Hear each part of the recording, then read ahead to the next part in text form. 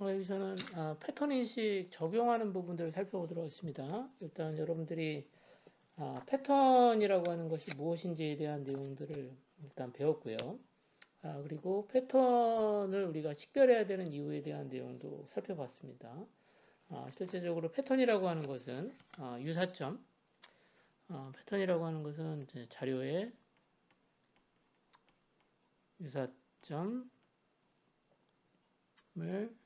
패턴 인식이라고 하는 것은 이제 패턴 인식이라고 하는 것은 자료의 유사점을 인식하는 거고요. 그리고 이러한 그 패턴을 찾음으로써 유사점을 찾음으로 해서 문제 해결 방법, 공통의 문제 해결 방법을 찾을 수 있다라고 하는 거죠. 그래서 실제적으로 패턴 인식이 적용된 여러 가지 사례들에 대해서 같이 한번 살펴봤습니다. 그래서 여러분 잘 아시겠지만 그 전염병, 그렇죠? 여기서는 예로 들었던 게 콜레라입니다. 콜레라의 발생 원인을 찾았고 원인을 통해서 문제를 해결했죠. 됐죠? 그래서 소위 얘기하는 것처럼 역학조사를 통해서 콜레라 발생의 유사점을 찾았고요. 유사점을 발견했고 그리고 문제를 찾았습니다. 이제 원인을 잘 발견한 거죠. 원인을 발견한 거고요. 이걸 통해서 문제 해결을 했다라고 하는 겁니다. 그래서 실질적으로 있는 것처럼 전염병의 그 원인을 찾는 데 있어도 결국 소위 얘기하는 것처럼 역학조사와 같은 작업들이 결국은 콜레라가 발생한 곳의 어떤 공통점, 유사점들을 찾는 과정이었다라고 하는 것을 알아두시면 되겠습니다. 그래서 컴퓨팅 사고의 첫 번째 과정이었던 분해 이후에 패턴 인식에 대한 내용들을 개념적인 것을 한번 살펴봤고요. 자, 패턴이라고 하는 걸 다시 한번 설명드리면, 자, 패턴이라고 하는 것은 아까 얘기했던 것처럼 동일한 것이 반복되는 것을 우리는 패턴이다라고 하고요. 우리가 패턴을 찾는 것이 중요한 이유는 뭐예요? 우리가 해결해야 될 문제가 있는데 그 안에 뭔가 내재되어 있는 패턴들을 찾으면 이 패턴을 가지고 뭐예요? 문제를 쉽게 해결할 수 있다라고 하는 거죠. 그래서 문제 내에 내재되어 있는 뭘 발견하자? 패턴을 발견하는 일이 매우 중요하고 이것을 우리는 뭐라고 하냐면 패턴 인식이다 라고 하는 겁니다. 즉, 자 이렇게 패턴 하나 찾잖아요. 자 이렇게 해볼까요? 자, 그 다음에 이 다음에 뭐가 나올까?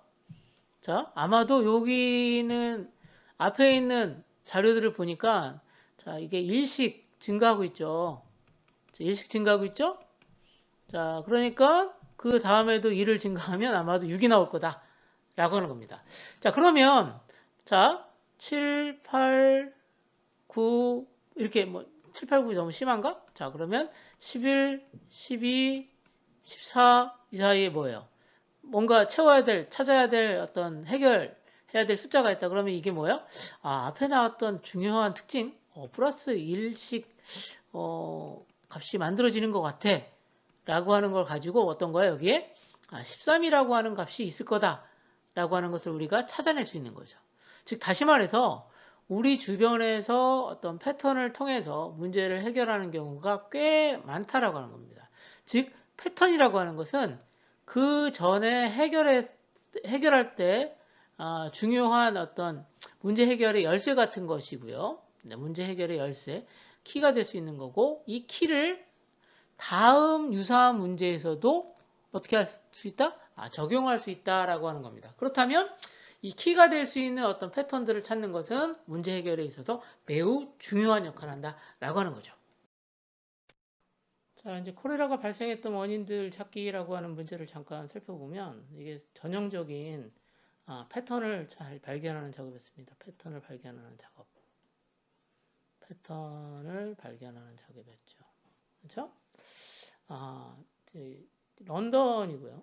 런던에서 이제 콜레라가 다수 발생하기 시작했습니다. 그 당시에는 이제 사실은 콜레라라는 이름이 붙여지기 전이었겠죠. 전염병이 발생했었고, 이 전염병의 발생 원인을 찾는 작업을 시작했습니다. 어떤 방법을 찾았냐면, 콜레라가 발생한 위치를 하나하나 탐문한 거죠. 그 당시 보면 집을 가가호 방문하면서 소위 얘기하는 것처럼 콜레라가 발생했는가, 전염병이 발생했는가를 찾아봤던 겁니다. 그랬더니 콜레라가 발생한 가구의 가운데 지점에 뭐가 있었죠? 여기 있는 것처럼 거의 사망자가 도시의 수도펌프 근처에서 발생했다는 겁니다. 자, 이게 무슨 얘기냐면 공통점을 하나 찾았는데, 즉 다시 말해서 사망자가 있었던 또는 중상자가 있었던 곳에 위치를 이렇게 찾아봤더니 어떻다는 거예요? 가운데 위치에 이제 도시 수도 펌프라고 하는 것이 있었으니까 이게 중요한 전염병 발생의 원인이었겠다라고 하는 것을 유추한 거죠. 그래서 그 당시에 여기 존 스노우라는 영국의 의사인데요. 이분이 이제 콜레라 지도를 만들었습니다. 요즘에도 이제 잘 아시겠지만 어떤 문제들을 찾을 때 실제적으로 그 위치를 기반으로 해서 어떤 문제들을 찾는 경우가 많이 있습니다. 근데 현재의 문제나 과거의 문제나 비슷한 형태의 접근 방법을 사용하고 있다라고 하는 것도 좀 놀라운 사실입니다. 여기가 이제 결국은 패턴들을 발견하는 문제였던 거죠. 자, 요거 좀 더 다시 한번 보면 여기 이 위치였던 거고요. 여기가 이제 사실은 이제 중요한 콜레라의 사망자들이 있던 위치였던 것 같습니다. 자, 이제 여러분들이 여기서는 이제 숫자에서의 패턴들을 한번 찾아볼 거예요. 숫자에서의 패턴. 그래서 숫자들의 시퀀스, 숫자들의 시퀀스 너무 어렵게 생각하시지 말고요. 수열이라고 생각하시면 됩니다. 연속적으로 이제 수가 이렇게 나열되어 있는데 여기서 한번 패턴 한번 찾아보자라고 하는 거죠. 자, 첫 번째 문제인데요. 지금 보면 이렇게 3, 6, 9 한다면 쭉 15까지 있고 그 다음 n을 한번 유추해보자라고 하는 겁니다. 아마 여러분들 이제 369 게임 해보셨을 것 같은데 비슷한 거죠. 그래서 현재까지 봤던 자료를 봤더니 현재까지 3부터 해서 하나, 둘, 셋, 넷, 5개의 자료를 봤더니 어떤 공통적인 특징이 있다는 거죠. 현재의 자료값은 바로 전 위치에 있는 자료값에다가 3을 더한 값이더라는 겁니다. 즉 다시 말해서 전항 현재의 값은 현재 항의 값은 바로 전에 위치해 있는 항의 값에다가 3을 더한 거기 때문에 그런 패턴들이 이렇게 유지되고 있던 거예요. 유지되고 있었으니까 다음도 아마도 뭐라고 우리가 예측할 수 있냐면 3을 더했으니까 n은 18일 거다라고 하는 것을 우리가 예측할 수 있는 거고요. 두 번째 케이스 한번 볼까요? 두 번째 케이스도 보면 우리가 지금 살펴본 자료가 여기입니다. 몇 개의 자료를 살펴봤냐면 전체 6개의 자료를 살펴봤는데 현재 뭐 위치를 잠깐 여기서 볼까요? 현재 위치를 봤더니 현재 위치는 전에 자료에서 2가 더해진 값이었다라고 하는 겁니다. 근데 여기에만 그 패턴이 나타나는 게 아니라 그 다음에도 이제 이와 같이 2가 더해진 값이 나타난 거죠. 이렇게 공통적으로 반복적으로 나타나는 주기성을 갖기 때문에 패턴은 그 다음 값을 예측할 수 있다라고 하는 겁니다. 자, 어떻죠? 자, 그 다음은 어떤 겁니까? 아마도 2를 더한 값이 10일 다음에 항의 값이 될 거다라고 하는 겁니다. 그래서 아마도 13일 거다라고 하는 것을 우리는 예측할 수 있습니다. 자, 이렇게 우리가 두 가지 경우를 예측해 봤는데요. 결국은 값을 예측한 거죠. 결국 우리가 패턴 인식이라고 하는 것은 패턴을 찾아보는 거, 발견하는 것은 결국 뭐냐면 데이터에서의 뭘 찾는 겁니까? 유사점 또는 차이점을 찾는 거다. 그렇죠? 자, 그런 부분들을 발견하는 것이 매우 중요합니다. 뭐 여러분들 자료를 봤더니 이렇게 자료의 값이 이렇게 그래프를 그렸더니 이랬는데 갑자기 이런 형태의 자료가 나왔다 이거죠. 이런 자료에는 뭔가 데이터에 문제가 있거나 그런 것이 있을 수 있다라고 하는 것도 우리가 예측할 수 있습니다. 그러니까 뭐 공통적 유사점은 뭐냐면 이렇게 그 주기성을 갖는데 갑자기 어때요? 큰 변화가 있었죠. 이런 부분들은 이제 차이점으로도 우리가 발견할 수 있다라고 하는 거고요. 자, 이제 여러분들과 같이 이제 재밌는 문제를 하나 찾아보겠습니다. 여기 보면 1, 1, 2, 3, 5, 8, 13인데 여기서 한번 여러분들이 한번 패턴 한번 발견해 보자는 겁니다. 어떤 패턴이 있는가요? 자, 그냥 봐서는 특별한 패턴을 발견하지 못했을 거예요, 여러분들. 그런데 이것의 이 수의 연속적인 수의 시퀀스, 숫자 열이 나름대로의 어떤 중요한 패턴이 있다라고 하는 것을 발견하신 분이 계십니다. 이게 누구죠? 자, 누군가요? 자, 누구죠? 이게 피보나치라는 사람입니다. 자, 피보나치. 피보나치라고 하는 수학자가 있으셨는데 이 수학자가 발견한 겁니다. 이게 이런 숫자 열을. 자, 그래서 그냥 봐서는 잘 모르는데 첫 번째하고 두 번째는 그냥 값이 있어요. 근데 중요한 것은 이제 세 번째 항부터입니다. 자, 세 번째 항부터의 값은 앞에 있는 두 항의 합치 현재 항의 값이다라고 하는 것을 발견한 겁니다. 그래서 저기 있는 것처럼 맨 처음에 있는 위치에 있는 값, 요거죠. 얘가 1이고 두 번째 위치에 있는 값이 1일 때, 자, 세 번째 있는 값은, 자, 세 번째, 즉 다시 말해서 세 번째 위치에 있는 값은, 자, 여기 있는 것처럼 n이 1부터 쭉 가는 거니까, 자, 세 번째 위치에 있는 값은 바로 전에 있는 두 항, 즉 A1과 A2의 합이다라고 하는 거죠. 그래서 얼마가 나온 거죠? A1이 1이고 A2가 1이었을 때 A3의 항의 값은 2가 됐습니다. 그러면 A4의 항의 값은 얼마가 되겠습니까? A3의 값에다가 A2의 값이니까 A3의 값은 여기 2였고요. A의 값은 1이니까 이렇게 3이 나옵니다. 자, 이와 같은 시퀀스, 특이한 모양을 가지고 있는 이런 시퀀스들 같은 것도 사실은 좀 발견하기가 쉽진 않지만 특별한 모양의 어떤 숫자 열로서 그 다음 값들을 유추하는데 활용할 수 있다라고 하는 거고, 특히나 이제 이런 피보나치 수열 같은 경우 소위 얘기하는 것처럼 어떤 제품을 만들 때 비율을 정할 때도 많이 활용되고 있다라고 하는 거 알아두시면 되겠습니다. 다음은 이제 여러분들 관심 있는 학생들이 있을 수도 있을 것 같아서 제가 여러분들한테 동영상을 하나 추천 드릴 건데, 이거는 이제 그 테드라고 하는 곳에서 제공하는 동영상입니다. 아마 길지 않은 동영상이고요. 이게 이제 아서 벤자민이라고 하는 분이 이제 피보나치 수열에 대한 대표적인 어떤 사례들 같은 거를 설명하고 있습니다. 여기 이제 자막도 한글 자막이 있으니까 이 사이트 여러분들이 한번 들어가서 한번 보시면 좋을 것 같고, 아니면 여러분들이 이제 테드 사이트에 들어가서 TED.com이거든요. TED.com에서 검색을 하셔도 아마 해당 사이트, 해당 동영상을 찾아보실 수 있을 것 같습니다. 그래서 우리가 자연계에 있는 현상, 자연계에 어떤 발생되는 현상에서 주기성, 그렇죠? 도 이제 패턴들의 대표적인 것 중에 하나이기 때문에 그 중에 하나가 이제 피보나치 수열이다라고 하는 거 설명을 드렸습니다. 아마 여러분들이 이제 스포츠에서의 어떤 패턴 인식의 사례를 한번 살펴보면 좋을 것 같아서 제가 한번 여러분들과 같이 재밌는 문제를 하나 가졌습니다. 여기 보시면 조금 오래된 영화입니다. 영화 제목은 여기 나와 있죠. 머니볼이라고 하는 겁니다.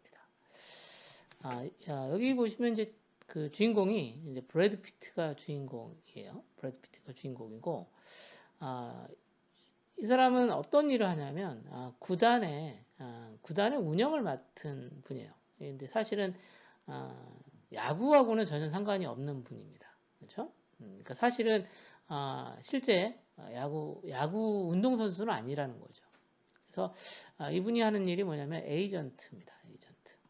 그래서 팀에서 필요한 선수를 이렇게 영입하고 어떤 선수를 이렇게 방출하는 이런 역할을 하죠. 자, 그리고 이 영화의 가장 중요한 부분은 뭐냐면 이 프로야구에서 실제적으로 보면 수를 상당히 많이 즉 다시 말해서 확률을 많이 사용하고 있다라고 하는 것도 여러분들이 살펴볼 수 있습니다. 그래서 실제적으로 우리가 프로야구에서 패턴들이 어떤 패턴들이 있는가를 잠깐 여러분들이 살펴보시면 좋을 것 같은데요. 선수를 기용할 때 이런 패턴들이 많이 사용됩니다. 예를 들어서 상대편 투수가 만약에 왼손 투수다 그러면 뭐 그 라인업 공격을 상대방에서 선수를 기용할 때는 왼손 투수의 강한 선수들을 이렇게 라인업을 만들죠. 자, 그런 것처럼 이 영화에서는 실제적으로 데이터 즉 다시 말해서 통계와 확률을 사용해서 통계와 확률이라고 하는 걸 사용해 가지고 뭘 하냐면 선수를 영입하고 방출하는 작업들을 하게 됩니다. 그래서 이게 그 돈이 많은 구단 같은 경우에는 뭐 그런 일이 없겠지만 좀 돈이 영세한 구단에서는 사실은 주어진 예산 내에서 좋은 성적을 올려야 되기 때문에 그런 부분들이 좀 중요한 것 같아요. 그래서 그걸 다룬 영화가 여기 있는 것처럼 브래드 피트가 나왔던 머니볼입니다. 그래서 스포츠에서도 이런 패턴 인식을 사용을 하고 있고 이런 패턴 인식, 다시 말해서 데이터를 다루는 확률과 통계들을 사용해서 어떤 패턴들을 찾아본다라고 하는 부분들도 한번 생각해 볼 문제입니다. 그래서 우리가 최근에 이제 전체적으로 보면 우리 사회의 변화 중에 하나가 소위 얘기하는 것처럼 데이터 중심 사회로 바뀌고 있습니다.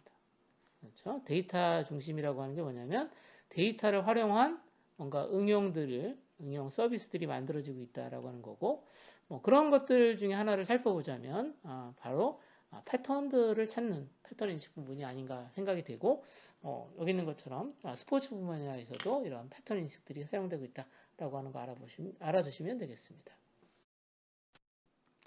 자, 여러분들과 같이 이제 마지막으로 정리하는 시간을 갖도록 하겠습니다. 먼저 우리가 소프트웨어 사고기법에서 분해라고 하는 걸 통해서 큰 문제를 작은 문제로 쪼갰습니다. 자, 왜 쪼갰죠? 큰 문제를 해결하는 것보다는 작은 문제로 쪼개서 해결하는 것이 컴퓨터를 사용해서 문제 해결하는데 효과적이기 때문에 라고 설명을 했고요. 그러면서 이게 동시에 처리할 수 있는 병렬 처리가 가능한 부분들도 같이 한번 생각을 해봤습니다. 자, 그리고 이렇게 쪼개진 분해되어진 문제에서 우리가 공통점들을 한번 찾아봤죠. 이 공통점을 우리는 뭐라고 하냐면 패턴이라고 했고요. 패턴을 찾는 것은 다양한 분야에서 사용될 수 있다라고 하는 것도 말씀드렸습니다. 뭐 예를 들어서 범죄학에서 사용되는 가장 대표적인 패턴 뭐예요? 범인은 범죄의 장소에 다시 방문할 확률이 높다라고 하는 것들입니다. 그렇죠? 자, 그리고 이제 사실은 이렇게 발견된 패턴은 미래의 유사한 문제 해결에 도움이 된다라고 하는 겁니다. 자, 그래서 우리가 수에 여기 있는 것처럼 자, 그 다음에 어떤 값이 나올 건가 예측 한번 해보면 이 값은 11이라고 하는 것을 우리가 알 수 있습니다. 그래서 앞서 발견된 자료의 수의 패턴으로부터 미래에 어떤 수가 나올 것인가를 예측하는 데도 활용할 수 있습니다. 그래서 문제 해결하는 데 있어서 이런 패턴의 발견은 매우 중요하다라고 하는 거고요. 그 사례를 한번 우리가 살펴봤는데 그게 이제 콜레라 발생에 있어서 어떻게 죄송합니다. 콜레라가 발생했는 걸 봤더니 결국은 위치를 기반으로 해서 전염병 사망자죠. 사망자를 탐문했습니다. 탐문해서 이제 물어본 거죠. 그래서 문제의 원인을 발견했습니다. 그게 뭐죠? 공동 수도였습니다. 그래서 여기는 공동 수도가 오염됐다라고 하는 걸 발견했죠. 이게 이제 결국은 뭐죠? 데이터를 기반으로 해서 실질적으로 문제의 원인을 발견했고, 궁극적으로는 어떻게 했죠? 상수도하고 하수도를 분리함으로써 어떻게 해요? 상수도원을 보호하고 안전한 물 공급을 할 수 있었기 때문에 그 이후에는 이런 콜레라 발생들을 현저히 줄일 수 있었다라고 하는 겁니다. 자, 그리고 컴퓨터를 통한 패턴 발견과 문제 해결은 특히나 매우 중요합니다. 뭐 대표적인 것 중에 하나가 소위 얘기하는 것처럼 그 영상 처리, 컴퓨터 비전이라고 하는데요. 이런 분야에서 이런 패턴들 같은 것을 발견해서 활용하는 부분들이 점점 늘어나고 있습니다. 특히나 이제 의학 분야, 그래서 영상의학 분야에 있어서는 사실은 상당히 많은 부분 활용도가 높아지고 있다라고 하는 거 알아두시면 좋을 것 같습니다.